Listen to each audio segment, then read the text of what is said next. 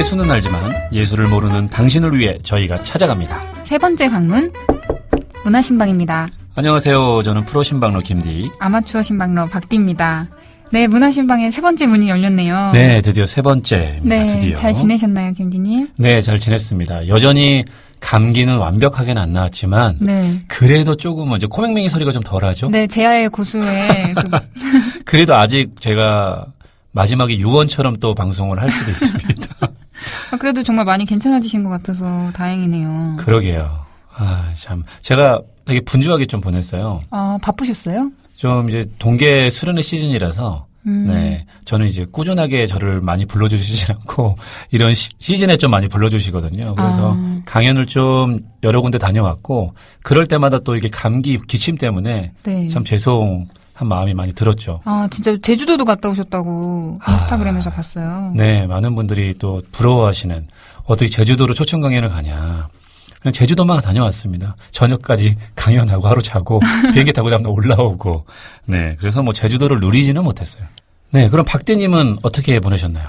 저는 뭐 열심히 책 만들고 저희 회사가 이제 주택을 개조한 건물이어가지고 막 변기도 얼고 수도도 얼고. 맞아요. 네, 정말 춥더라고요. 분위기는 되게 좋은데 저도 가봐서. 와보셨구나. 네, 근데 추위에는 약하군요. 네. 단독주택을 개조한 거라서. 네네네. 그런 또 어려움이 있네요. 아, 근데 그나저나 제가 오늘 녹음하러 오는 길에 네. 너무 기쁜 연락을 받은 게 네. 저랑 같이 이제 디자인 공부를 했던 동기 오빠가 있어요. 네네. 지금 이제 다음 카카땡에서 아, 디자이너로 일하고 그렇군요. 있는데 이제 연락이 온 거예요. 이 팟캐스트를 들었다. 근데 크리스찬이 아니거든요. 근데 들었다고 하면서 너무 재밌다고 물 흐르듯이 너무 잘해서 시냇물인 줄 알았다고.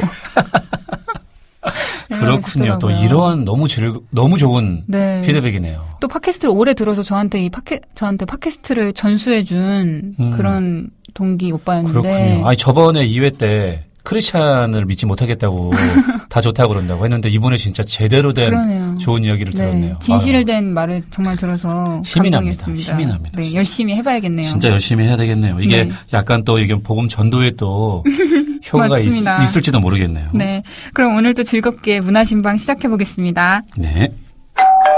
김디와 박디가 문학의 구석구석을 직접 신방하고 전해드리는 신방 노트 시간입니다. 김디님 최근에 어떤 문화들을 접하셨나요? 네, 저는 최근에는요, 좀 미술 관련돼서 전시를 좀 보고 왔어요. 제가 전시 보러 다니는 걸 좀 좋아하거든요. 좀 힘들고, 뭐라고 해야 될까요? 좀 휴식이 필요할 때. 그때 좀 전시장을 좀 찾는 편이에요, 혼자서. 아, 전시장에 가면 마음이 편해지시는 네. 스타일이세요? 네, 그리고 조용히 좀 그림을 보든지 아니면 여러 전시를 보면서 생각도 하고 좀 저를 좀 이렇게 리프레시하는 그런 시간들이어서 전시장을 많이 안 오는 시간대에 혼자 좀 가는 편이에요. 아, 그러면 우리 신방노트 시간인 만큼 네. 요즘 볼만한 전시 있으면 혹시 말씀해 주실 수 있어요? 제가 전시를 2개 정도를 여러분들에게 좀 추천해드리고 싶거든요. 네. 혹시 에르미타지 박물관이라고 혹시 들어보셨나요? 저 못 들어봤어요. 네. 러시아에 있는 거거든요, 러시아에. 상트페테르부르크. 이름이 어려워요. 그 사람들이 세계 3대 박물관이라고 주로 얘기할 때 첫 번째가 루브르. 네. 두 번째가 대형 박물관. 그리고 세 번째를 이 에르미타지를 많이 칩니다. 제가 가보고 싶은 박물관 중에 하나인데, 제가 좋아하는 렘브란트, 루벤스의 그림이 다 여기에 있어요. 북유럽 쪽에서 활동하는.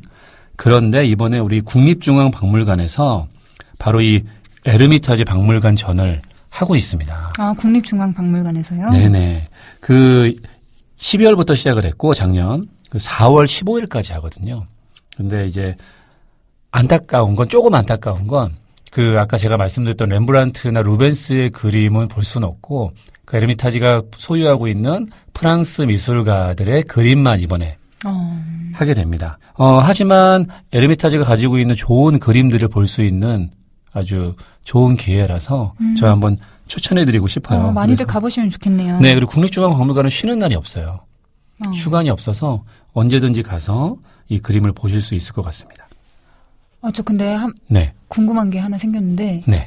저는 사실 전시관이 조금 부담스럽다고 해야 되나? 어떤 부분이요? 일단 뭐랄까요. 그냥 제 개인적인 생각으로는 이 작품이 그 작품이 있어야 될 자연스러운 공간에 있는 게 아니라 그것을 무리하게 이제 박제시켜서 어떤 공간에 가둬놓은 느낌 같은 게 들어요. 그래서 약간 불편하고 그 안에서는 무조건 전시를 보기만 해야 되잖아요. 네, 맞아요. 그런 것도 좀 부담스럽고 또 오래 걸어야 되고 오래 서 있어야 되고 또 제가 체력이 없어가지고 그런 느낌도 있고 사실 제가 뭐 오르세 미술관이나 이런 데도 가봤는데 뭔가 그런 제국주의의 산물 같은 느낌도 약간 들었어요. 네, 맞죠. 그런 게 있죠. 네. 당연히. 남의 나라에 있는 거 뺏어가지고 갖다 놓은 것도 굉장히 많이 있거든요. 루브르나 이런 데 가면, 대형마을 가면 막 이집트에 있는 벽을 막 뜯어다가 갖다 놓고. 그러니까 막 석고성 옆에 막 파라오 그거 있고. 맞아요. 스핑크스 있고. 네, 그게 약간 제국주의의 산물은 분명히 맞죠. 그래서 저 같은 이제 문알못이면서, 그러니까 김리님처럼 작품에 대한 이해가 높으면 사실 재밌을 것 같은데 그것도 없는 데다가 그런 느낌을 받으니까 좀 전시가 힘든 거예요. 아, 이해도 없어요, 저도. 근데 어떻게 그걸 재밌게 즐길 수 있는지 좀 방법이 있나요? 그러게요. 그러니까 저도 뭐 어떤 다른 방법은 뭐 가지고 있다라고 볼 수는 없지만 이 방금 느끼셨던 것들이 저는 되게 좋은 것들을 느끼시고 계신다고 생각해요. 그 전시장이라는 것 자체가 어떻게 보면 근대의 산물이라고 볼 수 있거든요. 미술품은 이렇게 감상을 해야 돼. 미술품은 이런 장소에서 너희들이 봐야 되라고 하는 조금 더 강요하는 그럴 수도 있을 것 같아요. 그런 부분들이 분명히 있어서 자연스럽진 않은 건 분명히 맞습니다. 그런데 이제 우리가 좋은 그런 예술품들을 또 볼 수 있는 기회가 많지가 않잖아요. 네. 다 개인이 소장하고 있거나 그래서 그런 것들을 좀 더 그런 좋은 가치들을 나누기 위해서도 갤러리나 이런 뮤지엄들이 있으니까 그런 곳에 가서 그 작품 자체를 좀 보는 그런 좀 의미를 두셨으면 좋을 것 같고 그리고 그게 제일 아까 말씀드렸듯이 다리가 많이 아프죠. 네, 보통 이제 미술관이나 이제 전시장 가면 최소한 2시간 이상은. 네, 무빙워크가 있었으면 좋겠어요. 무빙워크, 이게, 근데 사람마다 다 그 속도가 다른다. 그러네요. 이게 왼쪽은 걷고. 그렇네요. 그렇게. 그래서 이제 그런 좀 어려움들이 있는데, 저는 아까도 말씀드렸듯이 그냥 쉬러 가거든요. 쉰다는 느낌을 가지면 되는구나. 네, 제가 그거를 꼭 봐서 뭘 해석해야 돼. 이게 꼭 의도가 뭐야. 이런 거는 두 번째 문제고 그냥 그 예술품이 주는 그대로 미술이 주는 그대로를 그냥 느끼고 그냥 아무 생각 없이 그냥 봐요. 저 좀 알 것 같아요. 네. 김진님 말씀 들어보니까 그 미술관이 나한테 말하려는 말을 따라가는 게 아니라 내 생각이 먼저고 그럼요. 그냥 생각을 하다가 생각에 도움을 받고자 그림도 보고 그렇죠. 이렇게 쉬면서 보면 좋다 이런 말씀. 보통 이제 그런 얘기들이 있거든요. 그 예술가들이 작품이 내 손을 떠난 순간 더 이상 그것은 내 것이 아니다. 감상자가 어떻게 받아들이든 건 감상자의 몫이고 그게 또 당연한 거다라는 거거든요.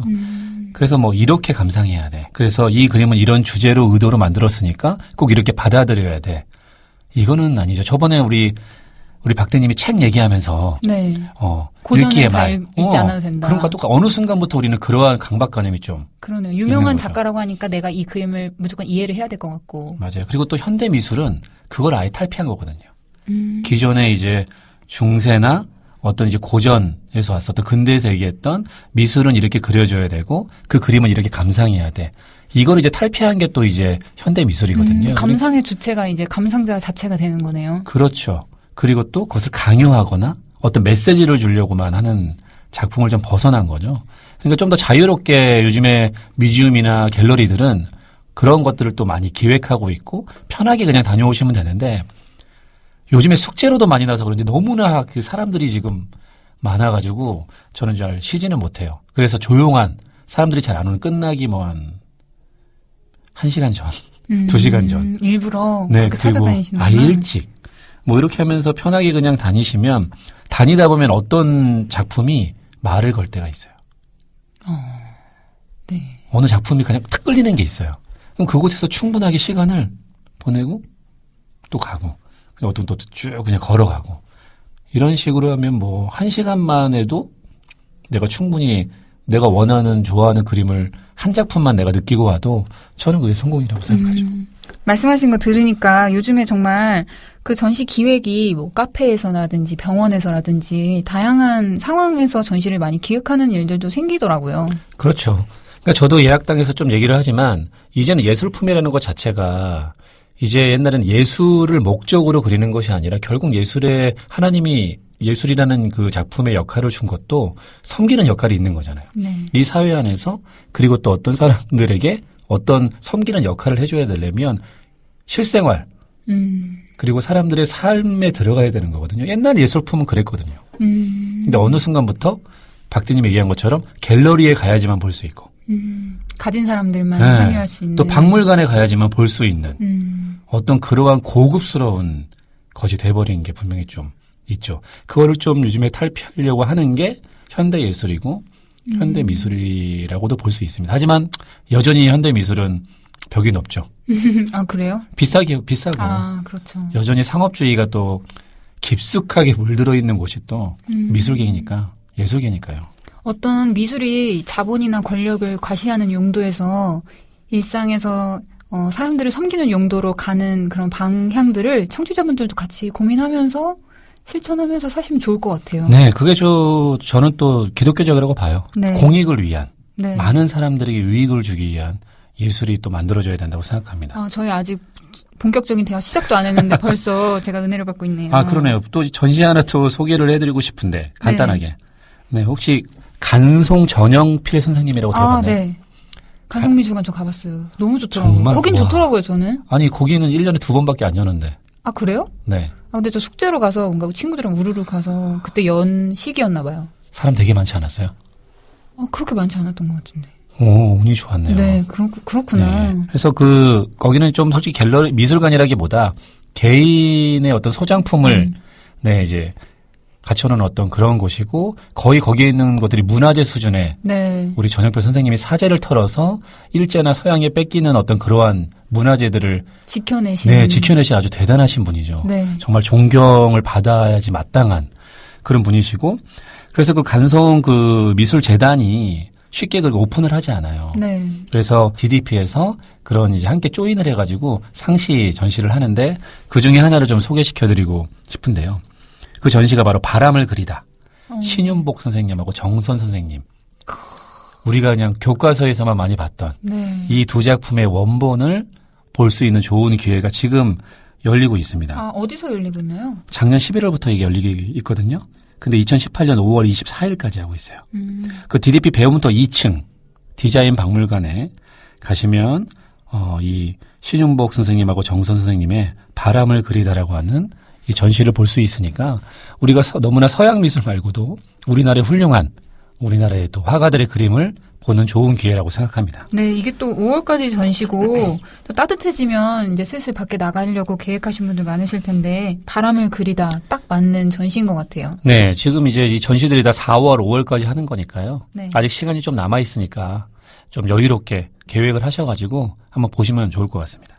네, 이렇게 신방노트를 진행하다 보니까 아마 눈치 빠르신 청취자분들은 오늘 어떤 주제로 문화신방이 채워질지 눈치를 채셨을 것 같아요. 그렇죠? 네, 우리 그 문화신방에 대해서 조금 더 설명을 좀 드려야 될 것 같아요. 저희 영예 때 설명은 드렸지만 네. 오래됐고 또 영예를 못 들으신 분들도 있으니까 네. 일단은 저희가 그 2주에 한 번씩 격주로 지금 업데이트이 되고 있죠. 네. 크게 4개의 테마로 이것들을 좀 진행하려고 하고 있습니다. 그래서 1회부터 쭉 들으신 분은 알겠지만 영화. 네, 1회 때 영화를 했죠. 네, 그리고 2번째 때가 이제 우리가 책을 했죠. 네. 글과 관련된.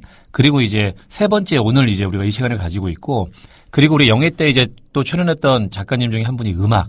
네, 고막 작가님. 네, 그래가지고 우리가 기본적으로는 영화랑 책이랑 음악은 기본적으로 이제 3개의 테마가 있고 마지막 이제 4번째 테마. 이게 순서대로는 아닌데 나머지 4번째 테마가 바로 박디님하고 저하고 꾸려가는 굉장히 자유로운 그래서 어떨 때는 미술에 대한 얘기도 하고 미술 전시를 얘기할 수도 있고 그 인물에 대해서 작가에 대해서 얘기할 수도 있고 공연을 얘기할 수도 있고 디자인을 얘기할 수도 있고 다양한 문화예술의 그 3가지 영역 말고 나머지 것들을 우리가 자유롭게 좀 얘기하는 시간들로 테마를 하나 또 잡았었죠. 아, 그 영회 때 김디님께서 그러셨잖아요. 문화라는 게 사실 모든 것이 문화다. 그렇죠. 이렇게 말씀하셨으니까 저희가 그 고정된 3개의 테마 외에 다른 어떤 문화든지 소개해드릴 수 있는 시간으로 채우면 좋을 것 같아요. 네, 그래서 오늘은 바로 이제 그 시간이죠. 원래 저희가 그 예고해드리기로는 음악을 오늘 한다고 했는데, 네, 우리가 좀 음악을 준비하는 과정 안에서 좀 더 여러분들한테 좀 더 좋은 걸 드리려고 약간 순서가 뒤로 미뤄지고 먼저 오늘 박대님하고 제가 만들어가는 요 시간을 먼저 우리가 3회 때 하게 됐습니다. 네, 좀 기대가 되는 시간이고 또 김디님도 워낙 또 미술사에 대해서도 강의를 하시고 예술에 대해서 관심 많으시니까. 네, 제가 그 남이공에서 예수로 걷는 예술사 여행이라고 하는 네, 그 강의를 하고 있거든요. 네. 그래서 부족하지만 어렵지 않게 제 수준에서 네, 맞추는 그런 예술사 강의들이라서 또 그런 얘기들을 또 이 시간에 또 많이 하게 될 것도 같아요. 네, 또 저도 아마추어 신방러로서 여러분들의 눈높이에 맞춰서 여러분들이 좋아하실 만한 또 제가 좋아하는 그런 문화들을 소개해드릴 수 있는 시간이 될 것 같아요. 네, 디자이너시니까 또 이제 디자인 관련 여러 가지 얘기들도 해주실 수 있잖아요. 너무 좋을 것 같네요. 사람들이 관심 있는 분야가 솔직히 디자인 되게 관심 많거든요. 아, 그래요? 요즘에 디자인에 대해서 되게 중요하게 여기는 시대잖아요. 맞아요. 디자인에 대해서도 사실 얘기할 게 많고. 그럼요. 또 크리스천이 디자인을 바라보는 시각도 좀 필요하다는 생각이 들어요. 네. 그래서 저도 그걸 기대하고 있습니다. 우리 네. 박디님이 만들어 가실 그 시간들을. 그럼 김디님과 제가 만들어갈 방송 오늘 본격적으로 시작해 보도록 하겠습니다. 네. 먼저 김디님께서 소개해 주실 문화는 어떤 건지 궁금한데요. 예, 저는 오늘 전시 하나를 소개해 드리려고 해요. 그래서 제가 전시를 이제 신방하고 온 내용을 가지고 전시를 한번 가보신 것처럼 그리고 또 가보시면 좋을 마음이 들 수 있도록 저랑 같이 한번 전시 하나를 좀 보도록 하겠습니다. 요즘 재밌는 전시들이 되게 많은데 바빠서 다들 또 멀어서 못 가시는 분들이 많잖아요. 네. 프로 신방러 김디님께서 대신 전해주신다고 하니까 너무 기대되는데 오늘 어떤 전시를 그럼 저희가 함께 떠나볼 수 있을까요? 네, 아까 제가 2개를 또 알려드렸는데 그거 말고 이제 제가 오늘 소개해드릴 전시는 바로 알베르토 자코메티 한국 특별전입니다. 알베르토 자코메티. 네, 알베르토 자코메티 혹시 들어보셨나요? 그 얇은 철사 사람 같은. 오, 너무 잘하시네요. 그거밖에 몰라요. 그게 다예요. 어떤 작가인지. 네, 그럼 제가 자코메티에 대해서 조금 설명을 드릴게요. 네. 네, 우리 문화신방에서는 여러분들이 그 네이버나 구글링해서 네. 알 수 있는 기본 정보를 자세하게 알려드리진 않습니다. 좀 네. 찾아보시면 될 것 같은데. 김디님의 네. 김디님 스타일로 소개해 주시면 되겠네요. 내 스타일, 준비 안 했는데. 갑자기? 네. 그래서 그 간단하게만 얘기 드리자면, 조각가예요, 조각가.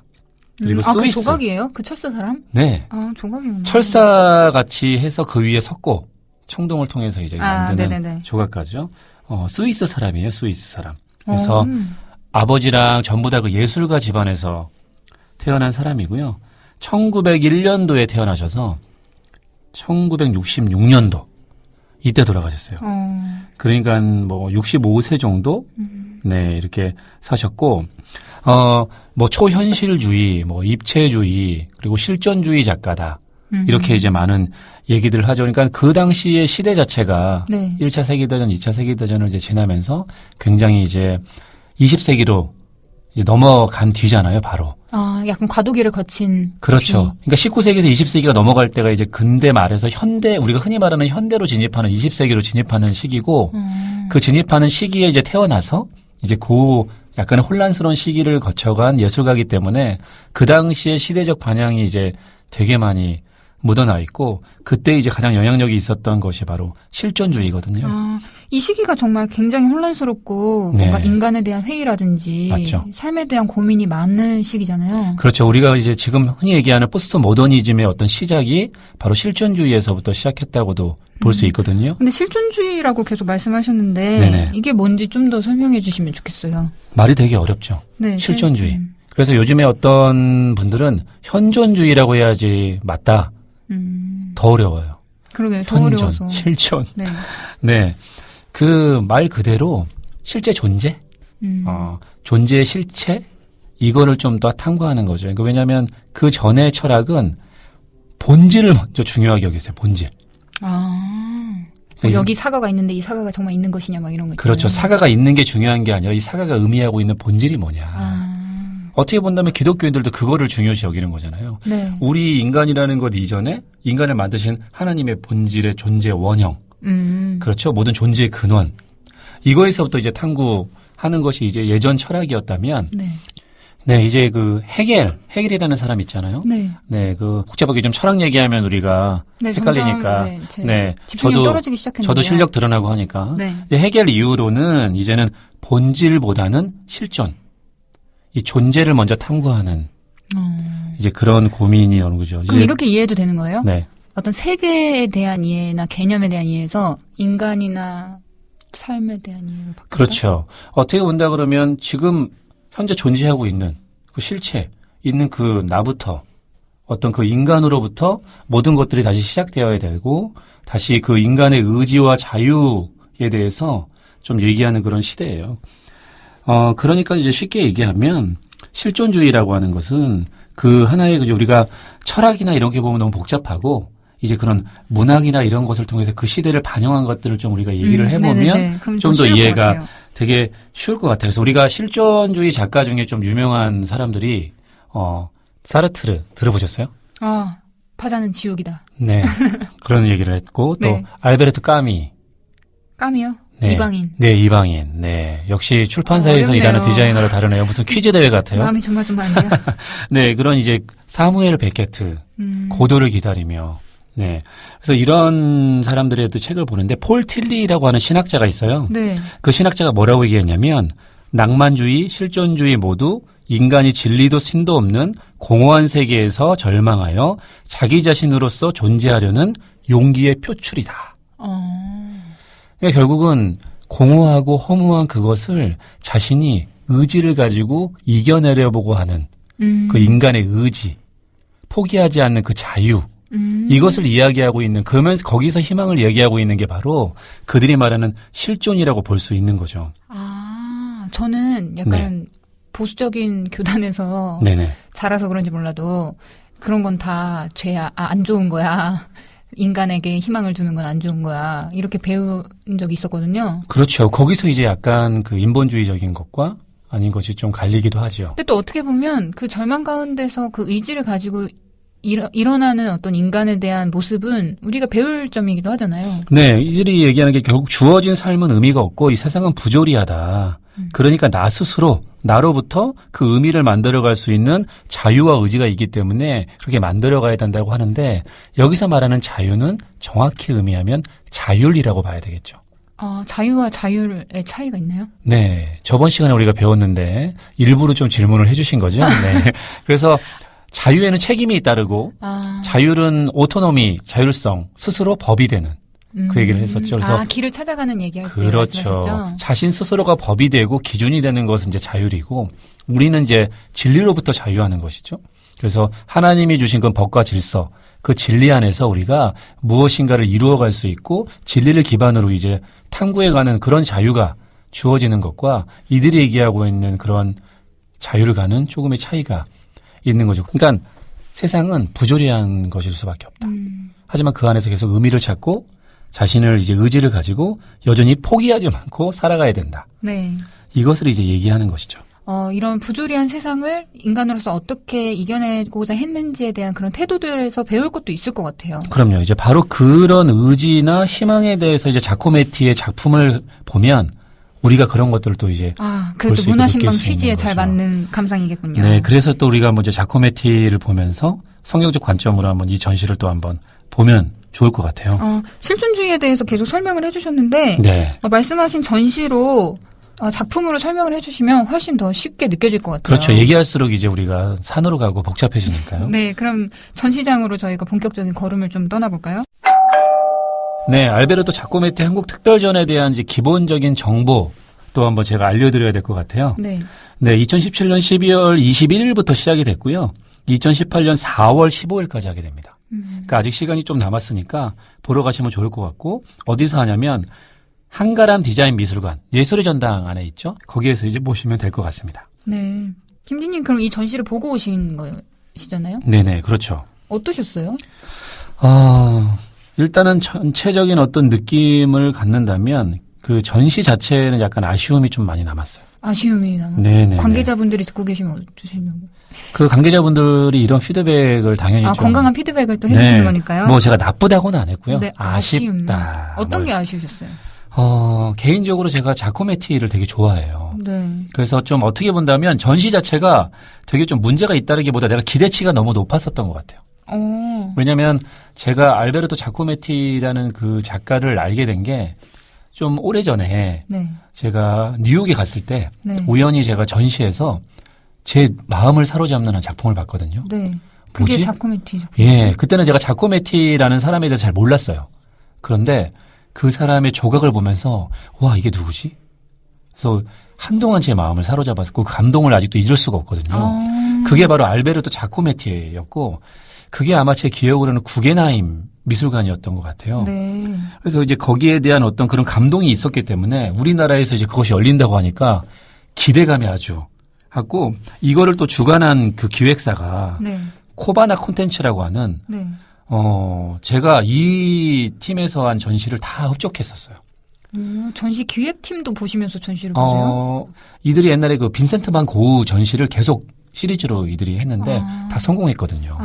그리고 폴 고갱 전시도 굉장히 제가 만족했었기 때문에 제가 좋아하는 자코메티의 전시인데 코바나 콘텐츠가 기획을 한 거다. 주관을 한 거다. 나름대로 너무 기대를 했겠죠. 그런데 기대한 것만큼은 조금 아쉬웠고 또 지금의 그 자코메티가 2016년, 66년에 제가 돌아가셨다고 그랬잖아요. 네네. 16년이 딱 50주년. 그래서 돌아가신 50주년 회고전으로 그때부터 대형 기획 전시가 전 세계적으로 쭉 열리고 있어요. 또 구겐하임부터 시작해서. 그래서 얼마 전에 이제 영국에 있는 런던에 있는 테이트 모던 그 전시에서 회고전이 지금 마무리가 된 직후에 우리나라에서 열리는 거라 기대치가 굉장히 높으셨겠네요. 네, 기대치가 좀 많이 높았는데 근데 구체적으로 어떤 부분이 아쉬우셨어요? 기획이 조금 아쉬웠어요. 기획이. 그 이번에 기획과 구성이 뭐냐면 그 다른 회고전들은 이제 연도별로 해가지고 쭉 작품들을 굉장히 네네. 많이 봤는데 우리나라는 특별히 그 자코메티가 사랑한 모델들 자기 지인들을 주로 모델로 많이 썼는데 그 사랑한 모델들 중심으로 이제 구성이 돼 있더라고요. 네. 그래서 그 자체는 나쁘지는 않았지만 그 구성마다 연결점이 좀 아쉬웠어요. 제가 이 전시 정보를 어떻게 알았냐면 네네. 국민일보 어떤 기사를 봤는데 그 밑에 이제 자코메티전 소개가 있더라고요. 네. 그래서 국민일보랑도 뭔가 연관이 있나 했거든요. 네, 그 부분이 또 제가 이거는 잘 모르지만 약간 제가 추측하기에 네. 여기 이제 앞부분에 보면 성경 구절이 들어가 있는 부분이 두 군데가 있어요. 성경 구절이. 그래서 왜요? 자코메티랑 성경 구절이 그 자코메티의 그 어머니가 굉장히 독실한 기독교 신자였고 이제 개신교 집안에서 자랐고 네, 자랐기 때문에 그 배경에서 분명히 잘한 건 맞죠. 근데 제가 알베르토 자코메티의 작품을 예전부터 봐오고 이 사람에 대해서 많이 연구까지는 아니지만 좀 이제 봤을 때 기독교적인 어떤 관점을 많이 느끼지는 못했어요. 제가 기독교적인 관점으로 해석은 할 수 있겠지만 이 사람이 작품을 만드는 어떤 그런 부분들이 기독교적인 베이스에서 만들었다고는 느끼지 못했거든요. 왜냐하면 이거는 제 개인적인 부분이고 네네네. 제가 잘 몰라서 지금 네. 하는 걸 수도 있습니다. 제가 틀렸다면 좀 이제 댓글이나 이런 걸 좀 보내주셔도 좋을 것 같고요. 그런데 그 성경 말씀 구절이 좀 너무나 낯설은 거예요. 그래서 이게 기획된 느낌을 받으셨구나. 네, 이게 뭐지 왜 여기 들어가지? 굳이 껴맞추려고 하는 어떤 그런 자코메티와 기독교라는 것을 좀 그 말씀 구절을 가지고 작품을 이제 방향성을 설명을 하는데 굳이 틀리진 않는데 네. 저는 굉장히 어색해서 그 뉘앙스가 되게 어색하게 느껴졌고 이게 왜 그랬냐 보니까 이게 지금 이제 전시가 국민일보 창간 30주년 기획으로 이제 아이고, 거기에, 주체가 국민일보예요. 거기에 답이 있을 수도 있겠네요. 주간이 이제 코바나 콘텐츠지만 네. 이제 주체를 국민일보에서 했기 때문에 이게 좀 그래서 그럴 수도 있을 것 이게 같아요. 그런 건가? 그리고 가장 핵심되는 게 이제 묵상의 방이 있거든요. 네. 묵상이라는 단어를 쓴 것도 조금은. 근데 그거는 뭐 묵상이라는 단어 자체가 뭐 기독교인 아니어도 받아들일 수 있는 거니까 그런 건 괜찮은데 그런 부분들이 여러 가지가 기획 단계에서 구성이 좀 제가 이해가 좀 되지 않고 어색한 부분들이 있었다.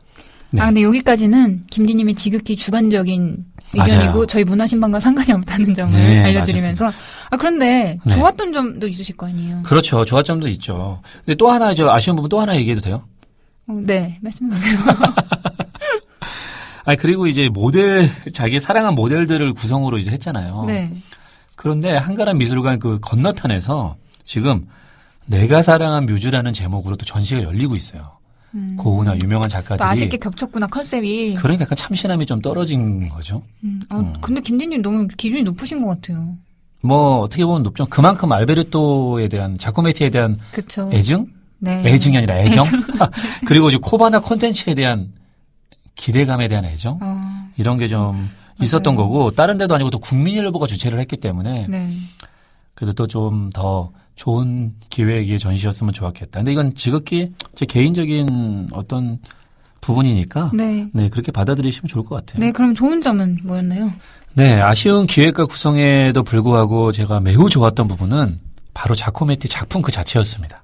작품이 주는 아우라에. 그렇죠. 그의 작품을 직접 눈으로 볼 수 있는 것만으로도 저는 이번 전시는 가볼 만한 충분한 이유가 된다. 그 대표작이 있어요? 대표작은 너무나 많이 있는데요. 특별히 이제 걸어가는 사람이라는 그 작품이 굉장히 유명해요. 그 철사 사람이요? 다 철사 사람인데, 네. 철사 사람 중에서도 특별히 그 실물 크기로 만들어 놓은. 큰 철사 사람? 네. 죄송합니다. 네. 그래서 그 중에서도 걸어가는 사람의 석고 원본이 아시아 최초로 여기서 전시가 돼요. 이거 의미가 있네요. 그럼요. 이것만으로도 꼭 가봐야 될 이유라고 볼 수 있겠죠. 이게 뭐, 그 한간에는 프랑스의 국보급이다. 라고 할 정도로 그러고, 이제 아시아에는 이런 것들이 오픈된 적이 없는데 원본이, 이번에 우리나라에 처음으로 그 원본이 이제 볼 수 있다라는 것. 그것만으로도 꼭 가봐야 되는 것이고, 이게 또 이제 사견이지만, 네. 제가 보러 갔을 때 운이 좋게, 네. 배우 박신양 씨 아시죠? 네. 그분하고 같이 관람을 했어요. 박신양 씨 듣고 계신가요? 박신양 씨 문화신방 듣고 계십니까? 반가웠습니다. 네. 반가웠다고. 아니, 우연하게 그분도 보러 오셨나 봐요. 처음에 봤는데. 그게 좋으셨나 보네요. 걸어가는 박신양 씨. 그래서 그 박신양 씨인가? 처음에는 못 알아봤어요. 못 알았는데 비슷하게 누구 닮았는데 했는데 어떻게 동선이 계속 겹쳐가지고 제가 가는 곳마다 또 옆에서 같이 보시더라고요. 그러면서 확신을 했죠. 맞다. 그리고 또 젊은 분이랑 같이 오셨는데 매니저인가 봐요. 그분한테 설명을 하시는데 네. 그 중후하고 멋진 목소리.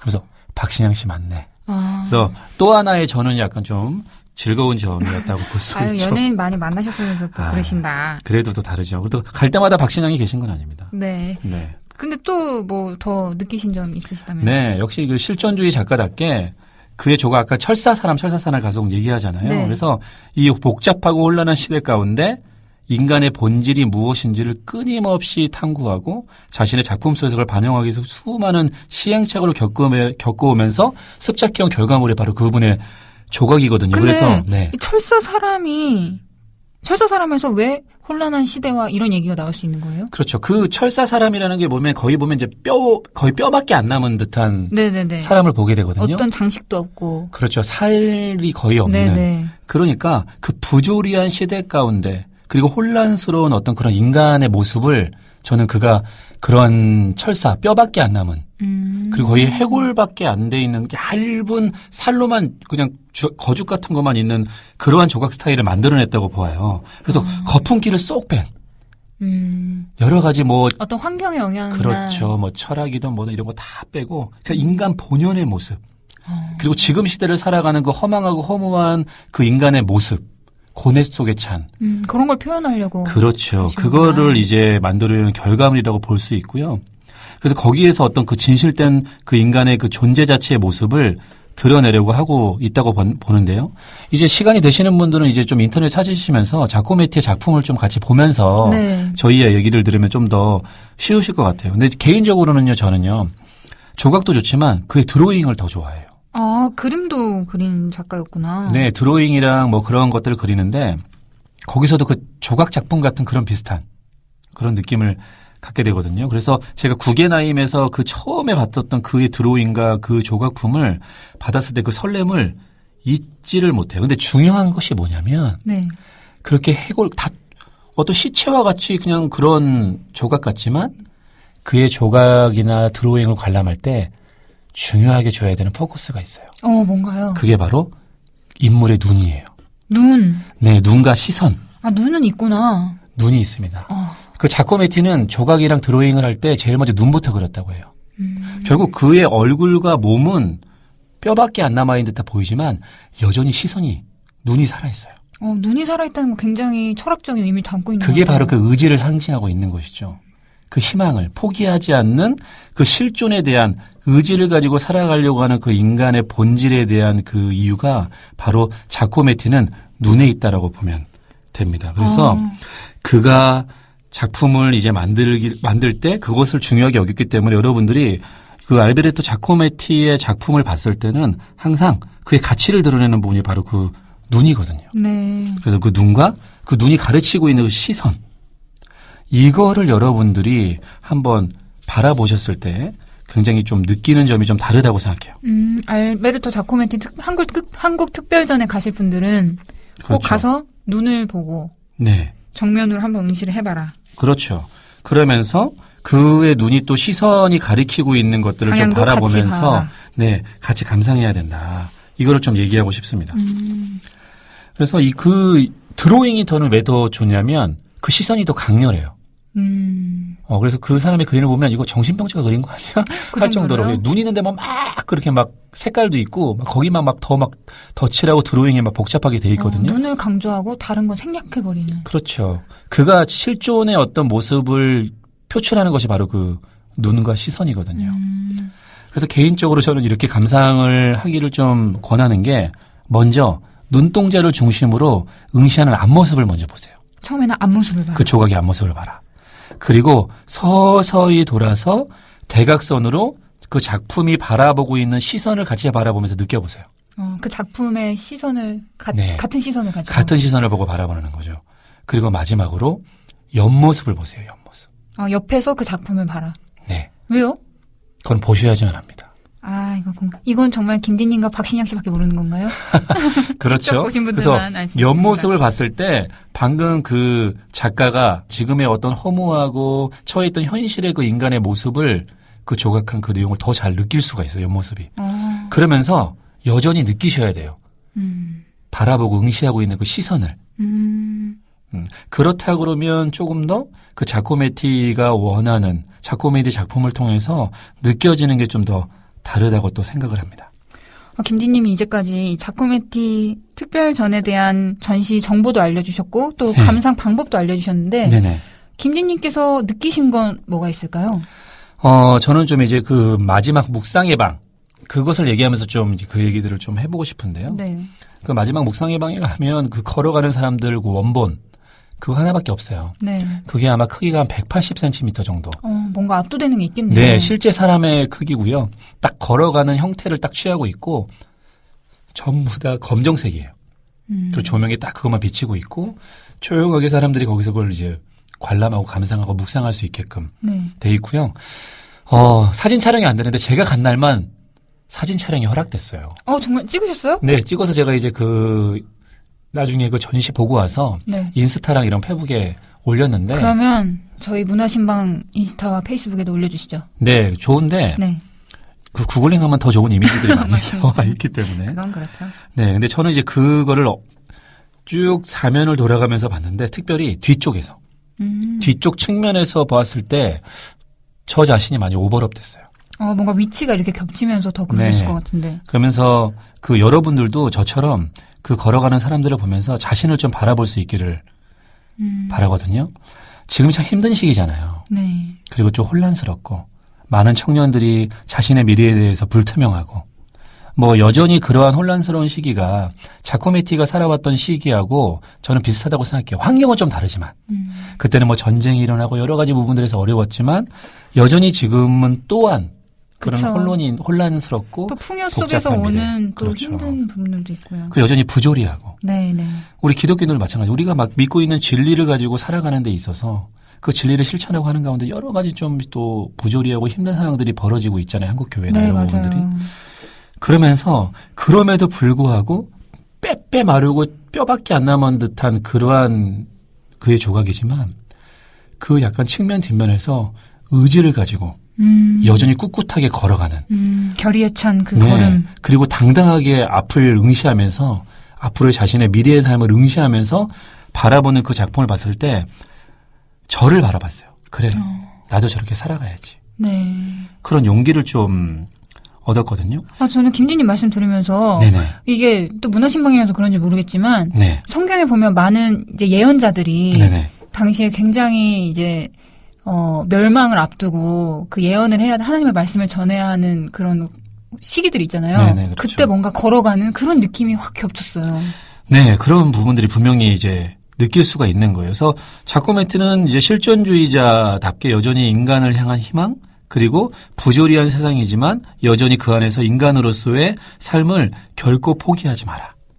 그런 의지를 이제 드러내고 있는데 기독교적으로 볼 때 우리는 이 부분은 우리가 동의할 수 있을 것 같아요. 그럼요. 기독교는 힐링을 넘어서 소망을 이야기하는 거잖아요. 단지 지금의 네가 힘든 부분들을 힐링을 주는 것이 아니라 여전히 우리가 살아가야 될 미래에 대한 소망. 새로운 세상을 만들어가는. 희망. 네. 그것을 얘기하기 때문에 제가 가사에서 지금 어떤 상황에서도 우리는 예배할 수 있고 그래야만 하며 또한 소망을 놓을 수가 없다. 그것이 바로 우리가 가지고 있는 믿음과 사랑이라고 저는 생각을 하는데. 맞네요. 이 부분은 정말 저희가 묵상거리로도 생각해 볼 수 있는. 근데 이제 실존주의와 다른 것은 우리는 그 인간 그 자체를 믿으면서 의지로 나아가는 것이 아니라. 그쵸. 우리 주님을 믿고. 그러니까 주님에 대한 믿음 때문에 소망이 생기는 거거든요. 그쵸. 그게 바로 사랑하기 때문에 가능한 거예요. 그래서 이제 우리는 인간 그 자체를 믿는 것이 아니라 그분과의 사랑의 관계, 그 안에서 여전히 그분에 대한 믿음을 가지고 소망을 바라보면서 지금이 좌절되고 부조리하고 여전히 미래가 불투명한 것 같지만 나는 여전히 그 믿음을 가지고 의지적으로 그 소망을 품고 살아가야 된다. 결국 실존주의를 열었다고 하는 키르케고르가 말한 고독 가운데 나는 신을 만난다. 그 부분이 바로 저는 여기서 연결된다고 볼 수 있습니다. 정말. 네. 그래서 현실이 좀 만만치 않은 기독교인들이지만 이런 전시에 가서 한번 또 알베르토 자코메티의 그 작품을 보면서 한번 위로와 격려를 좀 받을 수 있을 것 같아서 이번 전시를 제가 추천을 합니다. 김디님 말씀 들으면서 요즘 워낙 사는 게 팍팍하다고 하나? 우리나라가 또 바쁘기도 워낙 바쁘고 맞죠. 업무 강도도 높고 그래요. 육아나 출산도 힘들고 그렇게 힘든 환경에서 살아가는 분들이 다시 한번 뭔가 힘을 얻고 다시 삶을 살아갈 도전을 주는 그런 전시가 되지 않을까 그런 생각이 들었어요. 네, 저는 그렇게 느꼈는데 여러분들도 그렇게 좀 힘을 얻으실 수 있을 거라고 저는 봅니다. 김디님 덕분에 알베르토 자코메티 한국 특별전 함께 감상했습니다. 네. 참 좋은 시간이었던 것 같아요. 여러분들에게도 좀 좋은 시간이기를 바라고 가서 또 좋은 시간을 좀 누리셨으면 좋겠습니다. 그런데 이번에는 그러면 이제 박디가 준비한 또 시간을 우리 같이 할 순서인데요. 네, 저는 박디의 인물 탐구 인물 탐구 준비를 해봤어요. 네, 어떤 인물을 탐구하는 건가요? 사실 저희가 문화신방을 이제 3번째 했는데 네네. 많은 작품을 소개하면서 그 작품 뒤에 참 많은 작가들이 있다 이런 생각이 들었거든요. 네, 그렇죠. 뭐 글이나 그림, 뭐 영상, 연극, 사진, 뭐 굉장히 많은 영역을 만들어내는 사람들이 있는데 그분들의 삶이 좀 궁금했어요. 그렇죠. 결국은 그 작품을 만들어낸 분들이 결국 작가들이니까. 맞습니다. 그 작가들에 대해서 우리가 알아가는 게 너무너무 중요하죠. 네. 그리고 또 제가 SNS를 보니까 저희 문화신방 청취자분들 중에 실제로 이런 문화산업에 종사하고 계시거나 뭐 관심이 있으시거나 또 꿈이 있으시거나 그런 분들이 많아요. 언제 한국 갤럽에 의뢰를 하셨었나요? 아니요, 제가 그분들 걸 다 가봤어요. 그렇군요. 네, 그래서 좀 청취자분들께도 영감을 드릴 수 있는 인물을 골라서 소개하면 참 좋겠다. 네네. 그런 생각을 하게 되더라고요. 네. 그러면 오늘 소개해 주실 작가 누굴까요? 오늘은 사진작가 김영갑님을 김영갑님 소개해 드리려고 하는데 혹시 들어보셨어요? 제가 너무너무 좋아하는. 정말요? 사진작가예요. 잘 됐다. 왜냐하면 제가 사진을 감상하면서 눈물을 흘려본 최초의 작가의 작품이 바로 김영갑 그래요? 선생님의 작품이에요. 이따가 또 어떤 걸 느끼셨는지 좀 들어봐야겠네요. 네, 혹시 뭐 제가 최대한 또 감정 끌어올려가지고 한번 얘기를 해보겠습니다. 네, 이미 또 많이 유명해지시기도 했지만 모르시는 분들을 위해서 설명을 덧붙이자면 김영갑 작가는 1957년 충남 부여에서 태어나서 1982년부터 제주도를 오르내리면서 이제 제주도 사진을 담아내는 사진 작업을 하셨어요. 그렇죠. 그래서 뭐 노인, 뭐 해녀, 오름, 바다, 들판 등등 이 제주의 자연 속에서 제주의 외로움이나 제주의 평화 같은 것을 주제로 촬영을 하셨는데요. 그렇게 온몸을 바쳐 작업을 하시다가 2005년 5월에 이제 세상을 떠나셨습니다. 김영갑 작가님은 다들 아시다시피 그 제주의 김영갑 갤러리 두모학이 있잖아요. 네, 맞아요. 제가 제주도 갈 때마다 들리는 곳이에요. 정말요? 네. 그래서 저도 작년에 이제 제주도를 방문했다가 이 작가님과 작품을 알고 너무 좋아서 여러분께 소개를 시켜드리려고 가지고 나왔습니다. 어떻게 이분을 우리가 서로 짜지도 않았는데. 그러게요. 전 너무 신기했던 게 사실 이 김영갑 작가에 대해서 알아보다 보니까 이분을 실존주의 작가로 평가하시는 분들이 있더라고요. 그럴 수도 있죠. 왜냐하면 이분이 투병 생활을 하시면서 결국은 네네. 네, 돌아가셨기 때문에 그러면서도 불구하고 이분의 작품과 이분의 삶이 결코 희망을 포기하지 않았거든요. 네, 맞아요. 그래서 그런 의지를 보여준 거기 때문에 네네. 그렇게 또 얘기할 수도 있겠네요. 그리고 사진을 통해서 자신과 인간의 존재에 대해서 계속 고민하신 분이기 때문에 네, 그런 것 같기도 해요. 네. 자, 그러면 우리 김영갑 작가가 당연히 사진 작가니까 네. 이 작품에 대한 얘기를 좀 먼저 해보면 좋을 것 같아요. 네, 근데 제가 사진 몇 장을 준비해봤는데요. 네네. 들으시는 청취자분들도 저희 그 네이버 블로그나 인스타그램이나 페이스북을 통해서 함께 감상해보시면 좋을 것 같아요. 네, 인터넷으로 지금 같이 보시면서 얘기를 들으시면 좋을 것 같습니다. 근데 김진님 사진을 보기 전에 이 사진 감상하실 때 아까 눈물을 흘리셨다고 했는데 네네. 그 김진님만의 사진 감상법 그런 거 있으세요? 이게 꼭 뭐 미술 감상법, 사진 감상법이 뭐 따로 있다기보다 네. 이런 얘기들이 있어요. 뭐 그 감상은 눈으로 보고 네. 머리로 보고 가슴으로 봐라. 근데 그건 너무 추상적인데 좀 더 구체적으로 말씀해 주시면 안 돼요? 그냥 느껴라. 그런 거죠. 그래서 먼저 뭐 여러 가지 부분들이 있지만 뭐 작가를 먼저 알아야 되고 이 사람이 뭐 이렇게 하지만 그것보다도 아까 제가 그림 얘기할 때도 네. 말씀을 드렸는데 그냥 쭉 보면서 느끼시면 될 것 같아요. 그럼 아까 사진을 보고 눈물을 흘리셨다고 했는데 그때는 어떤 느낌을 받으셔서 눈물을 흘리셨어요? 그러니까요. 그게 자코메티도 마찬가지고 김영갑 선생님도 마찬가지고 그냥 아무 기대감 없이 솔직히 거기를 갔어요. 네. 누가 추천을 하긴 했어요. 되게 항상 코스에 있잖아요. 제주 네. 여행 코스에서. 그런데 뭐 제주도까지 가가지고 내가 막 자연이 얼마나 좋은데 무슨 그 전시를 보러 가. 그렇지, 그랬거든요. 맞아요. 그러다가 제 후배가 아니야 형 너무 좋아할 거야. 꼭 가봐. 그래가지고 갔는데 들어가면서 그분의 작품을 쫙 보는데 저도 모르게 눈물이 나더라고요. 감정이입이 된 거죠. 그러니까 그게 뭔지 우리가 감성적인 부분을 말로 설명을 딱 못해요. 하지만 그가 그 풍경을 찍었잖아요. 제주도에 대한. 네. 그리고 특별히 그 먹구름이 쫙 낀 그 사진이 있어요. 엄청 넓게. 그 사진을 보는데 그때 제가 좀 힘들었거든요. 막 가서 사임하고 좀 여러 가지 혼란스러운 시기. 그래서 그게 또 제 감정, 그러니까 결국은 사진을 우리가 사진이든 그림이든 그것을 그냥 느끼는데 내 상태가 반영이 돼서 그것을 위로해 주거나 그것을 어떤 그러면 좀 격려해 주는 작품을 우리도 모르게 찾는 것 같아요. 알게 되는 것 같아요. 그래서 그러한 작품에 우리가 감동을 받는 거죠. 또 아까 말씀하신 것처럼 네. 감상자가 그 감상의 주체가 된 그런 그럼요. 상태네요. 결국 특히 또 이제 사진이라는 것은 진실성을 좀 가지고 있거든요. 네. 왜냐하면 그림은 내가 가보지 않아도 그 그림을 그릴 수가 있어요. 그런데 사진은 사진가 꼭 거기서 현장에 가야지만 찍을 수 있는 거거든요. 그렇기 때문에 조금 더 그 작가의 생각, 작가의 시선을 좀 더 느낄 수가 있고 누릴 수가 있어요.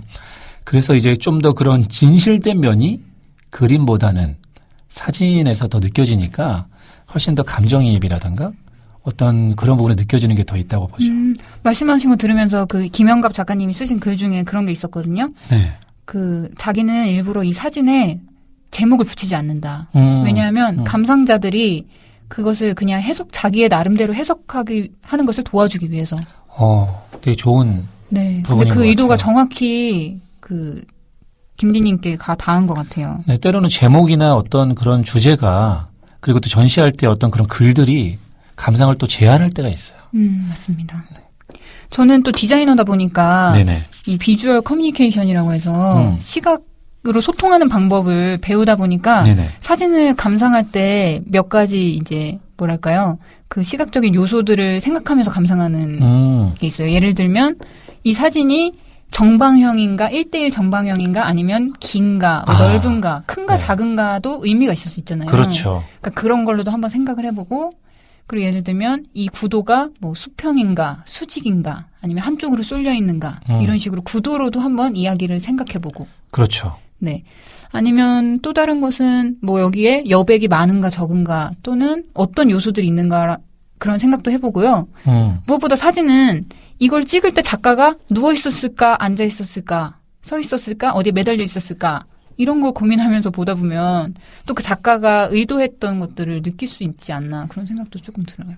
그러네요. 사진은 조금 더 이제 미술은 페인팅은 이제 색깔, 채색이 또 중요하지만 네네. 사진은 이제 보여지는 그대로 찍어야 되니까 컨트라스트라든가 어떤 포커스, 구도 이런 부분들이 또 작가가 표현하고자 하는 그쵸, 그런 부분들을 또 우리가 감상할 수 있는 네. 중요한 또 조건이다. 좀 좋은 정보인 것 같습니다. 네, 저는 이제 몇 가지 알려드렸고 김디님은 또 그것을 직접 느껴봐라 이렇게 말씀을 해주셨는데 네네. 제가 사실 저희 집에 붙어있는 김영갑 작가님의 사진을 띄웠어요. 침대 맡에 있는 거랑 거실에 있는 거. 저는 이거 다 저는 책갈피로 가지고 있습니다.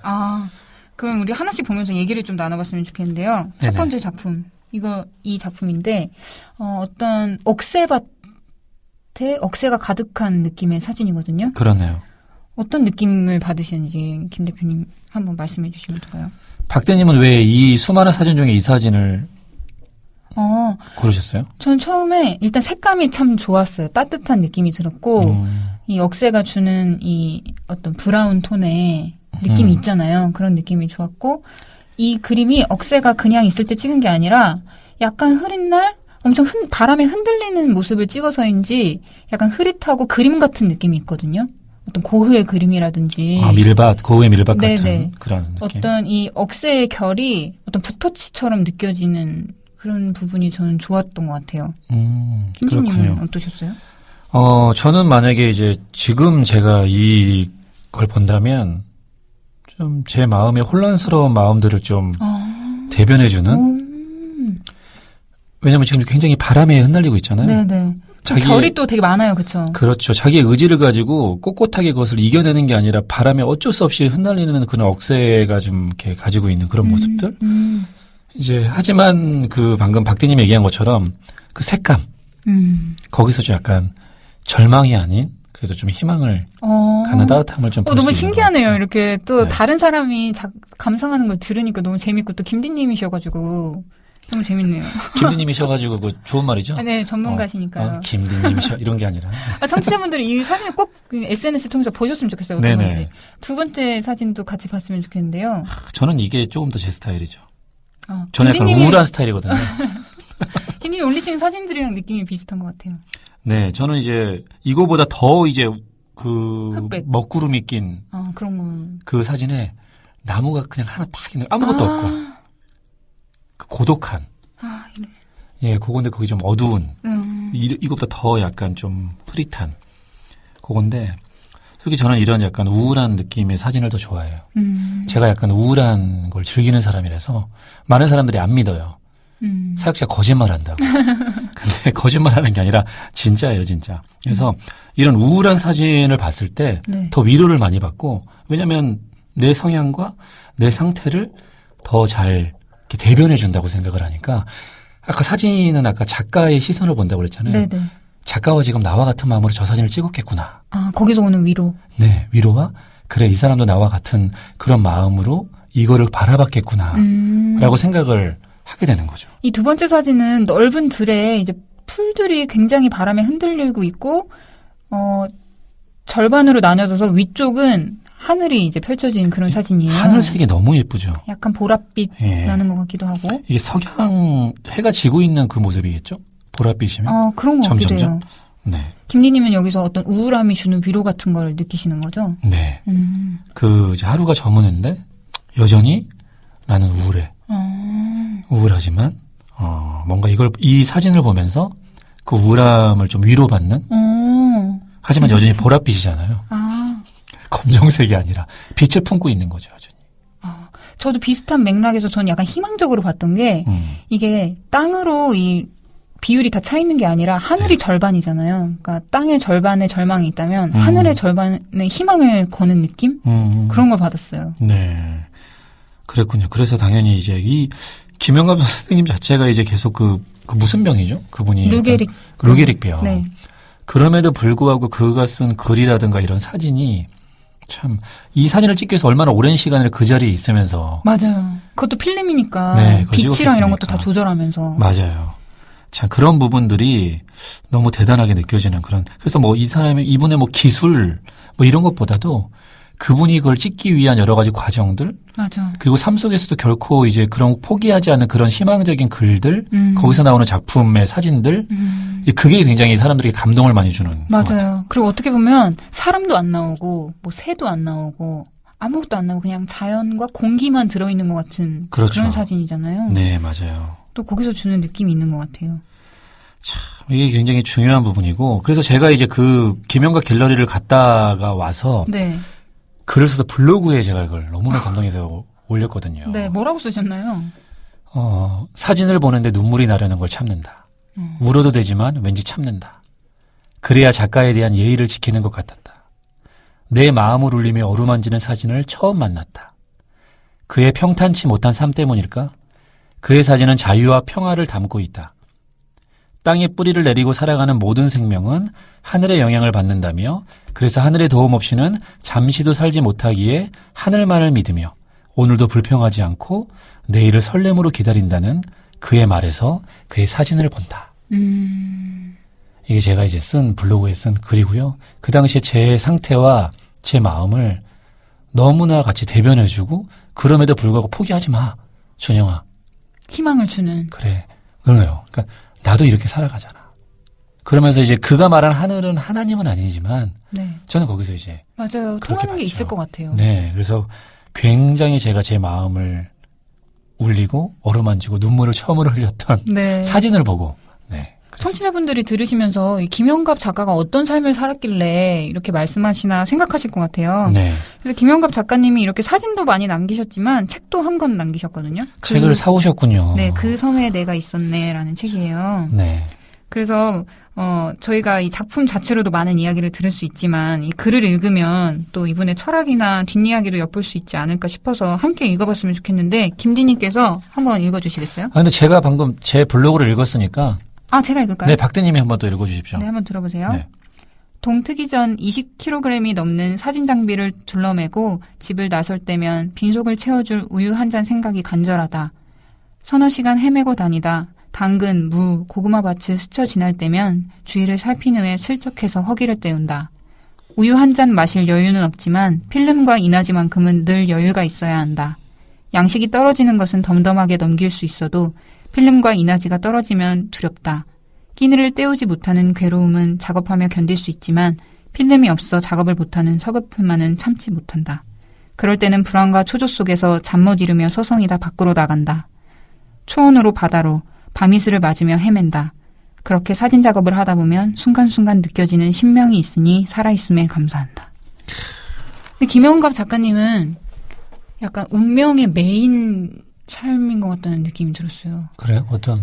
밥은 안 먹어도 사진 찍는 게 기쁘다는 이 그게 말을 예술가죠. 그게 예술가네. 정말 어떤 서울에 있는 어떤 인간관계라든지 뭐 사랑하는 여인이라든지 가족이라든지 이런 걸 다 뿌리치시고 정말 아무도 없는 제주 들녘에서 계속 사진 작품을 한다는 이 사실이 정말 이게 자기가 그게 좋은 거잖아요. 그냥. 정말 외로웠을 것 같은데 그게 느껴지거든요. 그래서 더 그때 이제 제가 외롭고 힘들고 해서 그게 더 느껴졌는데 참 대단하신 분인 것 같고 또 거기 그 김영각 갤러리 거기 너무 좋잖아요. 분위기. 네네네. 그 자체가 그냥 조용히 가서 여러 가지 생각을 좀 볼 수 있는. 네. 그게 너무나 잘 그 공간과 그 사진과 이 모든 것들이 저는 너무나 잘 어우러진 곳인 것 같아요. 그 김영갑 작가님의 책을 읽으면서 여기에 그런 표현들이 굉장히 많아요.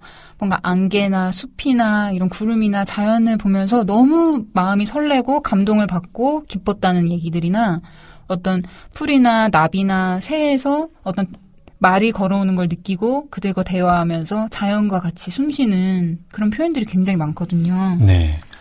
그래서 그 사진을 쭉 보고 나오셔서 그 딱 약간 그 운동장 같은 그 잔디 네네네. 정원이 벤치가 딱 있잖아요. 네. 거기에 앉아서 바람을 느끼고 새소리를 듣고 나무를 보면서 네. 쫙 혼자 좀 묵상을 하고 그 딱 생각을 하고 딱 나오면 너무너무 은혜롭죠, 진짜. 정말로 좀 최고의 장소예요. 그래서 매번 갑니다. 제도할 때마다. 그 자연이 주는 감동이 있는데 그거를 정말 잘 캐치하신 느낌이 들어요. 그렇죠. 그 자연이 뭘 얘기하고 있는지. 네. 그렇게 해서 이제 어떻게 본다 그러면 우리가 아까 얘기했던 그런 그 알베르토 자코메티의 어떤 그런 그 실존 그 부분과 지금 뭐 연결이 정말 될 수도 있겠네요. 맞습니다. 여전히 희망과 의지를 얘기하고 있는 점. 네네. 완벽한 어떤 오늘 조합인 것 같은데요. 우리끼리. 그러게요. 이런 자화자찬을 하네요. 네. 근데 김영갑 작가님이 어떻게 보면 이렇게 천재적인 작가시고 또 뛰어난 작품도 많이 보여주셨는데 또 일찍 세상을 떠나시잖아요. 그렇죠. 그 병으로 일찍 돌아가셨죠. 네. 그래서 한 사람을 이해할 때 또 중요한 거 하나가 이 죽음을 어떻게 대했느냐 하는 게 아닐까 싶어요. 네. 네. 그런 의미에서 또 김영갑 갤러리가 의미가 있는데 그 김영갑 갤러리 보면은 정원이 되게 예쁘잖아요. 네, 맞아요. 조각품들도 좀 있고. 그렇죠. 그렇죠. 그게 다 이 병을 아시고 죽음을 준비하시면서 혼자 다 꾸미신 거라고. 그러니까요. 정말 대단하신 분인 것 같아요. 참. 그 죽음을 무조건 좌절이라고 생각하지 않고 무엇을 또 다음에 어떤 그런 과정으로 여기고 준비를 하는 그 모습이 그게 진정한 이제 예술가의 모습이고 결코 포기하지 않는 그게 또 저는 크리스찬들이 배워야 되는 모습이라고 생각해요. 우리는 이게 끝이라고 생각하지 않기 때문에 오늘을 또 준비할 수 있는 거거든요. 네. 김영갑 작가님께서 또 죽음을 앞두시고 또 갤러리를 꾸미신 이야기가 이 책에도 나오는데요. 제가 잠깐 읽어드릴게요. 몸은 부자유스러워도 정신만은 자유롭다. 힘든 몸으로 사진 갤러리를 열었다는 얘기를 듣고 어떤 이는 눈물을 흘리고 어떤 이는 4번, 5번 찾아온다. 그들은 내 이야기에 귀를 기울인다. 몸이 허락하는 한 그들에게 많은 이야기를 들려줄 생각이다. 20여 년 동안 모아둔 많은 이야기들을 이제 하나둘 꺼낼 준비가 되었다. 매서운 겨울바람 속에 피어난 너도바람 꽃처럼 고통 끝에 무사히 봄을 맞을 수 있다는 믿음을 버리지 않는다. 두려움 없이 나아갈 것이다. 한겨울 중에 움트는 봄의 기운을 나는 보았다. 자연의 품 안에서 생활하는 동안 나는 온몸으로 보고 느꼈다. 자연의 오묘한 조화와 그 경이로움을. 네, 갑자기 이제 분위기가 다시 또 이제 되게 또 숙연해지는 그런 시간이네요. 근데 저는 오늘 방송을 또 준비하고 또 진행을 하면서 네. 김진희께서 처음에 자코미티 얘기를 하면서 실존주의 얘기를 하셨고 네. 또 이 상황을 이겨내고 또 그럼에도 불구하고 살아야 한다는 네네. 그런 이야기를 해주셨는데 또 이 김영갑 작가의 작품과 또 생각과도 굉장히 연결이 많이 되는 것 같아서 그러니까요. 신기했어요. 그러니까 우리 청취자분들이 아셔야 될 게 우리가 미리 이게 짠 게 아니거든요. 그러니까요. 서로 알아서 준비해 와서 정말 주님께서 성령님은 네. 진짜 살아계십니다. 진짜 네. 성령님은 살아계십니다. 이상한 말. 2단 시비가 나올 것 그러게요. 같은데요. 참. 김진님 오늘 방송 어떠셨는지 좀. 오늘 저도 이제 제 블로그에 썼던 마지막 그걸 읽어드리면서 제가 오늘 느낀 점이 자코메티와 이 김영갑 이분에 대한 또 얘기인 것 같아요. 밖으로 나오니 바람이 많이 분다. 살갗에 닿는 그 결이 차지만 부드럽다. 하늘을 바라본다. 땅에 디딘 발에 힘을 줘본다. 그리고 눈앞에 세상을 바라본다. 바람도 있고 나무도 있고 사람이 만들어 놓은 의자도 있다. 하지만 고요하다. 그리고 나는 고독하다.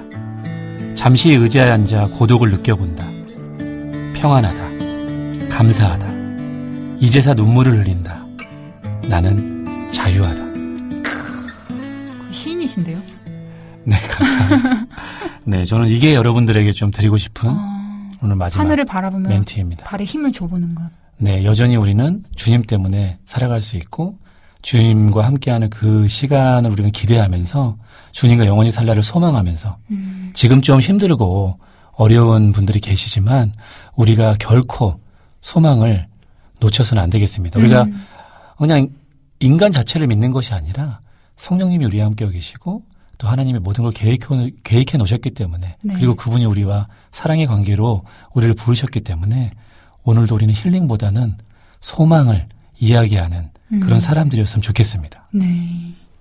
저도 참 좋았고, 저는 오히려, 시대가 어렵고, 참 삶이 어려우면 네. 예술은 사치다, 막 이런 얘기 많이 하잖아요. 그렇죠. 그런데 오늘 이 자코메티와 또 김영갑 이 두 작가를 보면서 그러한 시대 속에서 무언가를 계속 표현해내고 또 만들어내는 것이 그 당시 사람들에게도 위로가 되고 또 몇백 년이 지난 또 계속 그 후대에도 사람들에게 위로를 줄 수 있는 그런 하나님이 주신 굉장히 큰 선물이라는 생각이 들었어요. 그게 바로 예술의 역할이죠. 네. 네. 그래서 예술은 비싸고 전시장에 가서 그냥 뭘 보고 하는 게 아니라 공부하는 게 아니라 우리를 위로하고 격려하는 일상에 되게 필요한 그런 섬김의 도구라는 것을 좀 오늘 또 아셨으면 좋을 것 같아요. 네, 오늘 신방노트 할 때 김디님께서 네. 이 전시장이 굉장히 제국주의와 부와 권력의 상징이기 때문에 이거를 사람들을 위로하고 사람들에게 도움이 될 만한 걸로 바꿔내는 것이 중요하다고 말씀하셨는데 이 두 작가를 통해서 또 저희가 그런 태도를 배울 수 있었던 것 같아요.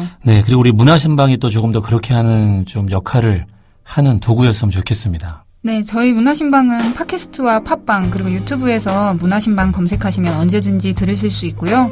블로그와 페이스북, 인스타그램에서 방송 후기와 관련 자료들도 보실 수 있습니다. 네, 구독하기와 좋아요 그걸로 많이 응원해 주십시오. 여러분들의 그 응원의 힘이 저희를 또 열심히 또 신방할 수 있는 그런 힘이 되고 또 좋은 작품들이나 좋은 같이 나누고 싶은 그런 작가들이나 이런 거 있으면 언제든지 저희 문화신방에 알려주십시오. 네, 그럼 저희는 여기서 인사드리겠습니다. 예수는 알지만 예수를 모르는 당신을 위해 저희가 계속 문화신방하겠습니다. 지금까지 프로신방러 김디, 아마추어 신방러 박디였습니다. 감사합니다. 안녕.